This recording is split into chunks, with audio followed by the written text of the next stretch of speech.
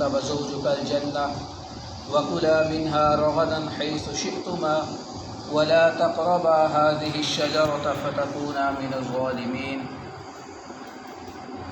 فأزلهم الشيطان عنها فأخرجهما مما كانا فيه وقلنا اهبطوا بعضكم لبعض عدو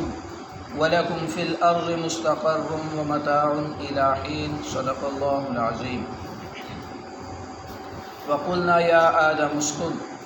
اور ہم نے کہا اے آدم ٹھہریے آپ اور آپ کی بیوی جنت میں اور کھائیے اس میں فراغت کے ساتھ جہاں سے چاہیں، اور نہ قریب جائیں اس درخت کے، پس ہو جائیں گے ظالموں میں سے۔ اب آدم علیہ السلام کے واقعے کا یہ تتمہ بیان کیا جا رہا ہے، اس کی کنکلوژن کی جا رہی ہے اس واقعے کی کہ اللہ رب العزت نے آدم علیہ السلام کو پیدا کرنے کے بعد،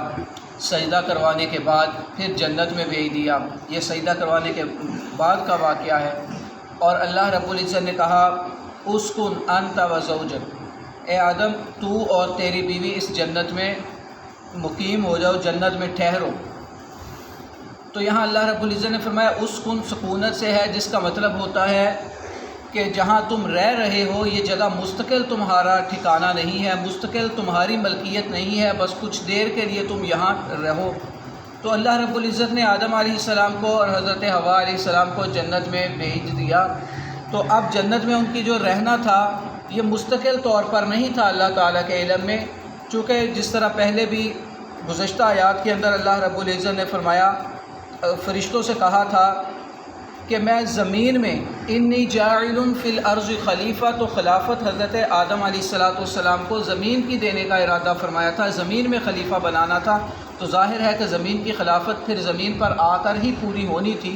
تو آدم علیہ السلام کو الٹیمیٹلی آنا تو زمین ہی پر تھا، لیکن کب یہ اللہ رب العزت کے علم میں تھا، اس لیے اللہ رب العزت نے فرمایا اسکن، کہ کچھ دیر تم جنت میں رہو، انت و زوجک، تو اور تیری بیوی،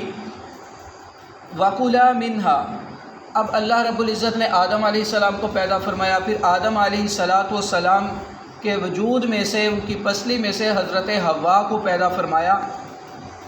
اور آگے اللہ رب العزت نے فرمایا وَكُلَا، اور تم دونوں کھاؤ، مِنْهَا، اس سے یعنی جنت میں سے کھاؤ، رَغَدًا، فراخی کے ساتھ۔ رغد ایسے کھانے کو کہتے ہیں جس کے اندر نہ تو ختم ہونے کا کوئی احتمال ہو، اور اسی طرح حیث شئتما، جہاں سے تم چاہو۔ اب یہاں دیکھا جائے تو ایک مسئلہ بھی فقہی بیان کیا گیا ہے۔ اللہ رب العزت نے جب کہا کہ جنت میں ٹھہرو، وہاں پہ فرمایا تو اور تیری بیوی، اور آگے فرمایا دونوں کھاؤ جہاں سے چاہو۔ اسی طرح آگے بھی تثنیہ کا صیغہ استعمال فرمایا، لا تقربا، تم دونوں قریب نہ جاؤ۔ تو یہاں بھی اللہ رب العزت کہہ سکتے تھے وَقُلْ نَسْكُنَا، کہ تم دونوں ٹھہرو،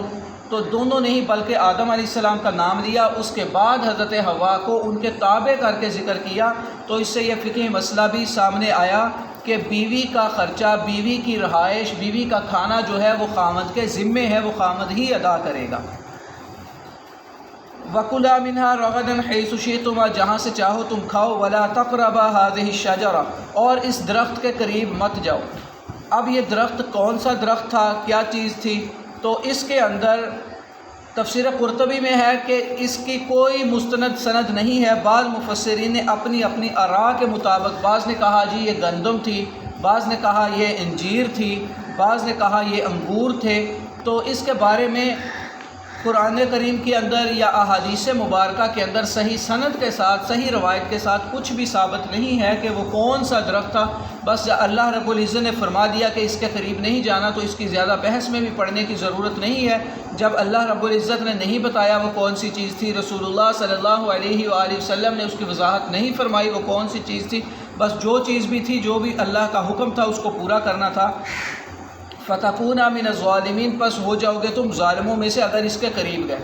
اب اللہ رب العزت نے یہ فرمایا ہے کہ اس درخت کے قریب بھی نہیں جانا، جبکہ قریب جانے کی ممانعت نہیں تھی، اصل ممانعت اس کا کھانا کھانے کی تھی، اس کا پھل کھانے کی تھی،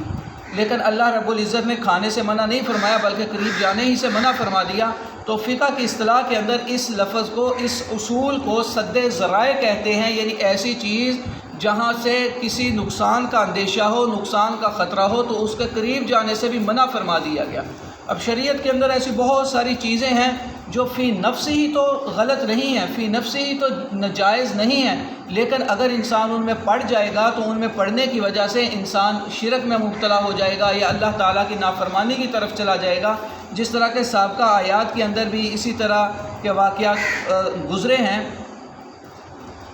تو اب اللہ رب العزت نے یہ جو فرمایا کہ آپ نے اس درخت کے قریب نہیں جانا، تو کیا فَأَزَلَّهُمَا الشَّيْطَانُ، پس پھسلایا ان دونوں کو شیطان نے، عنہا اس کے بارے میں، فَأَخْرَجَهُمَا، پس ان دونوں کو نکال دیا، مِمَّا كَانَا فِيهِ، اس راحت کی زندگی میں سے جس میں وہ تھے۔ اب شیطان نے حضرت آدم علیہ السلام کو برگلایا اور وہ پھل کھانے کے اوپر مجبور کیا۔ اب یہاں یہ بات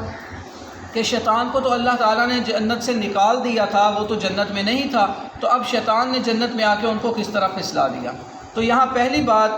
تو یہ ذہن میں رکھے کہ شیاطین کو اللہ رب العزت نے یہ طاقت دی ہے کہ وہ وسوسہ ڈالتے ہیں، سامنے آئے بغیر بھی، قریب آئے بغیر بھی، ملاقات کیے بغیر بھی۔ اب انسان کے جو گناہ ہیں یہ شیطان کے وساوس ہی کی وجہ سے ہوتے ہیں، شیطان ہی دل میں یہ بات ڈالتا ہے، لیکن ہم میں سے تو کوئی بھی نہ شیطان کو دیکھتا ہے، نہ اس سے ملاقات ہوتی ہے، نہ اس سے بات چیت ہوتی ہے، بس دل کے اندر خیال آتا ہے، گناہ کا وسوسہ آتا ہے اور انسان گناہ میں مبتلا ہو جاتا ہے۔ تو شیاطین کو یہ اللہ رب العزت نے طاقت دی تھی کہ وہ دور رہ کے بھی دل کے اندر وسوسہ ڈال سکتے تھے۔ اور دوسری بات یہ تھی کہ جنات کو اللہ رب العزت نے یہ صلاحیت بھی دی تھی کہ وہ اپنی شکل کو تبدیل کر سکتے ہیں، اپنی حیت کو تبدیل کر سکتے ہیں۔ تو عین ممکن ہے کہ وہ اپنی شکل کو، اپنی حیت کو، اپنی صورت کو تبدیل کر کے حضرت آدم علیہ السلام کے پاس آئے ہوں اور انہیں پھسلایا بہکایا ہو۔ چونکہ جب اللہ رب العزت نے فرما دیا تھا کہ شیطان تمہارا کھلم کھلا دشمن ہے، تو اب ظاہر سی بات ہے آدم علیہ السلام کو اس بات کا علم تھا، تو ظاہری طور پہ شیطان آ کے ان کو نہیں پھسلا سکتا تھا، نہیں بہکا سکتا تھا، تو اس نے اس کے